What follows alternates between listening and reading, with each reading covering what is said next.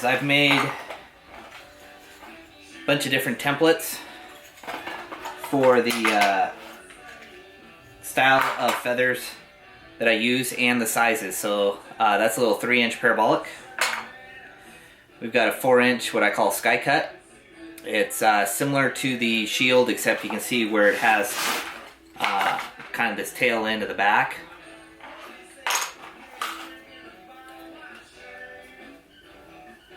That's just almost like a 4-inch scissor cut, low profile. You can see there's just a bunch of different sizes in here. This is actually what my wife shoots. That's a 5-inch sting. And you can see it kind of has a different ridge to it and stuff. A 5-inch banana. It's a 4-inch parabolic. It's one of the ones I use the most.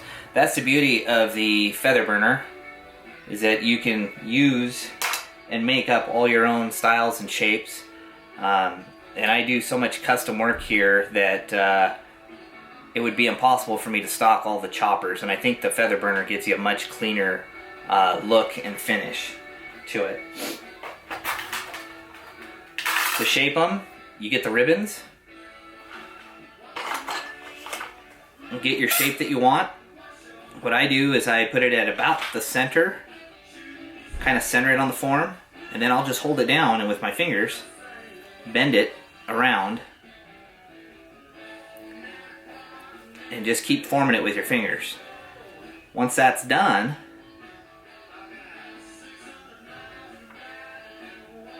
then you're ready to put it on the burner. And we'll show you that next.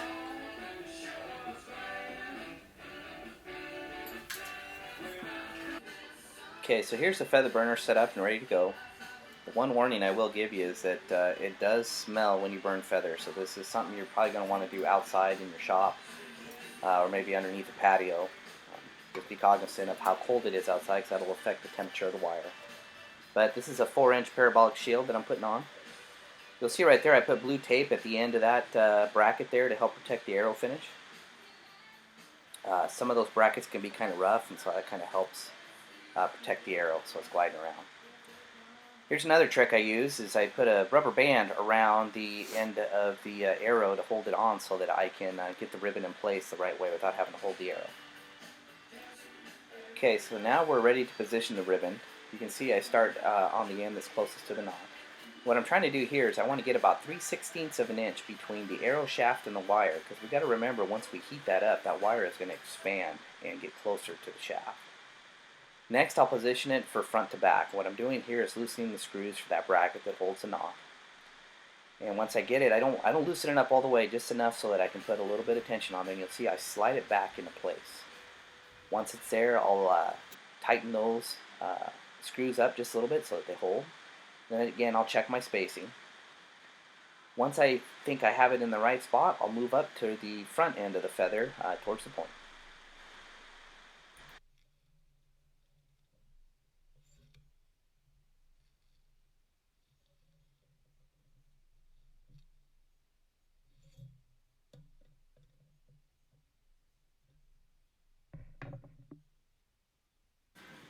Okay, so now the front end of the feather. Again, I'm trying to get about 3/16 of an inch between the ribbon and the arrow shaft. Again, because that wire will expand some, and you don't want the wire to come in contact with the actual shaft, because it will damage your finish.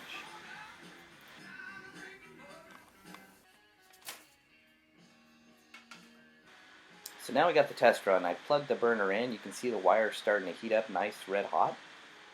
And we're going to try our first arrow out. So when you put your arrow in, you want to start with the nock end, and you want to put pressure into the nock receiver and up against where I have the blue tape to make sure that the arrow shaft is sitting parallel to the feather burner, and then slowly rotate. Here's another look from a different angle from up above on my GoPro. Again, I rotate so that the feathers come up underneath the wire, so I get a nice clean cut every time, and I rotate just fast enough so that the wire has ample opportunity to burn all the way through the feather.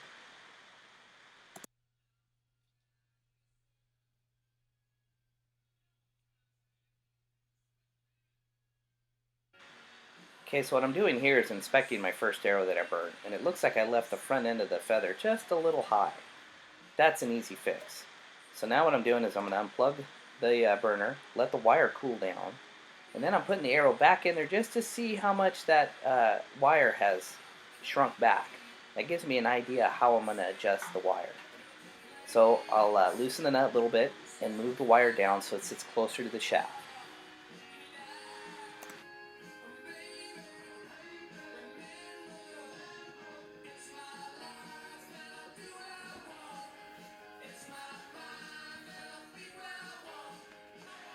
Now that I've made the adjustments, I'm going to reburn that first arrow. You can see as I'm rotating this, the burner is just really taking off the front end of that feather and getting it down closer to the quill. And again, here's the other look from up above. It's kind of cool to see the smoke come up in your face that way. Now when you burn, you will leave a little bit of residue on the feather. So what I do to take care of that is I get a stiff bristled brush and just kind of comb the feathers. And this will knock off any of the residue that's left. And as I'm doing that, I'm inspecting the feathers to see if I missed any parts of it where the quill or the feathers weren't laying down correctly. Now if I do have that, one of the best tools I've found is this little pair of scissors. This is a Fiskar with a curved blade on it.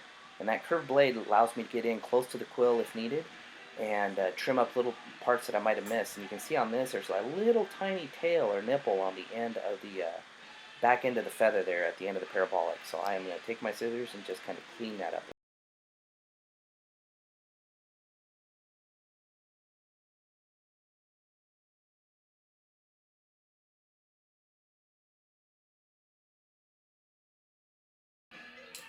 Now you'll notice there's a little bit of discoloration on that white finish. That's actually just a little bit of smoke stain, and what I'm doing here is taking a Q-tip with just a little bit of water, nothing else, and you'll see where it rubs right off.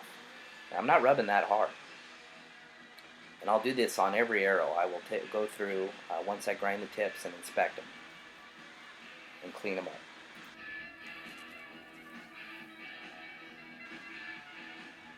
Now one thing you notice when you go to burn feathers, you're usually cutting them right off of a full-length feather, and you'll have this abrupt edge on the front end. That's something you're going to want to grind down, because that's just going to beat up your shelf or possibly hit your hand if you get your hand up in the way. Now the easiest way to do this I've found is to get the old Dremel tool and I clamp it onto my workbench here. This is just a tile bit that you can find at any of the big box stores. And what I do with that bit is I just grind on the very tip. And I don't have the speed up too high, it's only at about 15 on the Dremel. And you can see I just slowly grind the tip and work around the radius, and I'll take my finger and feel that and try to get it as smooth as I can. Once it's down nice and smooth, the final step would be to put a dab of glue on that.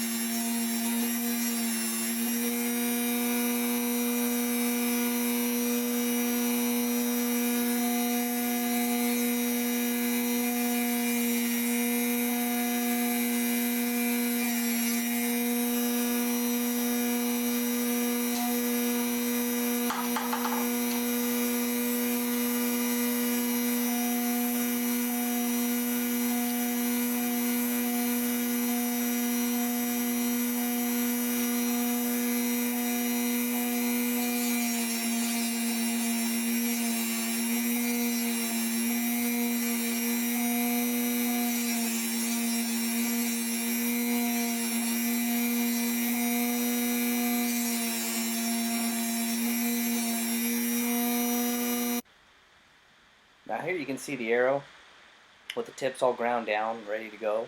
Looks like I got a little bit more smoke stain there, so I'm just, again, taking a Q-tip with a little bit of water on it, taking that right off.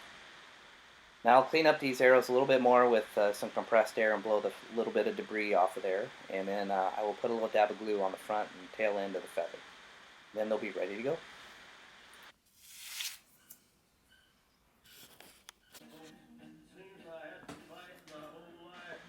Well, I hope you liked my video on how to use the young feather burner.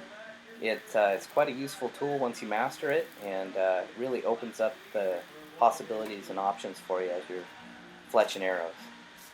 If you like my video, I'd appreciate a thumbs up, and hit the subscribe button. And please don't be afraid to leave a comment. Let me know if there's some other things you'd like to see.